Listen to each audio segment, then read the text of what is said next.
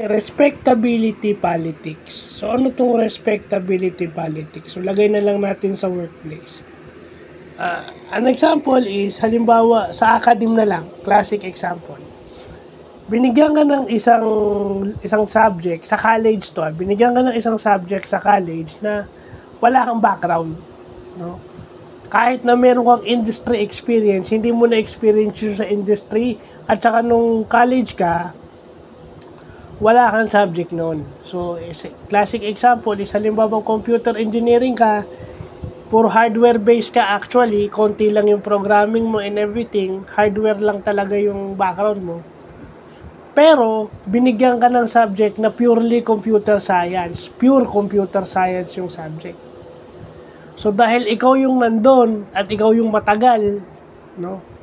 Sa'yo ibibigay yung subject kahit wala kang background doon sa subject na yun. That is what you call respectability politics. Hindi na sila kukuha ng ibang instructor o mag-hire kasi nga ikaw na yung nandyan. Which is, ano ang consequence o yung pitfall o trade-off niyan? Yung teaching quality, yung matututunan ng estudyante is low quality. Mababa yung teaching quality ng ganun. So, anong mangyayari? Yung ituturo mo is hindi sapat kasi wala kang enough background dun eh. Diba? So, anong dapat mong gawin? Pag binigyan ka ng ganun, dapat mag-ano ka ng resources. Hindi ka lang sa internet magbibigay. Kung kailangan magpaturo ka dun sa may alam do sa ano na yon, gawin mo. Kasi kadalasan ngayon, puro kayo internet eh.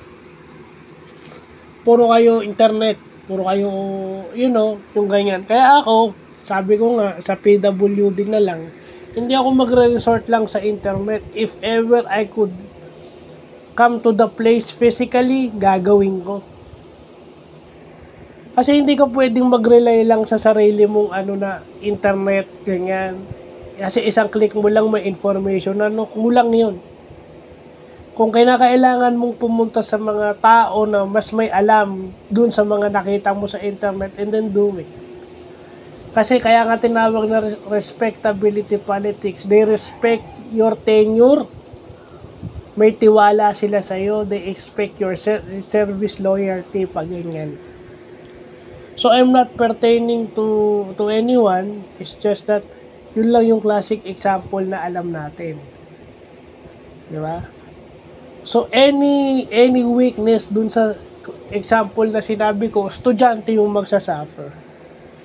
So, yun lang po.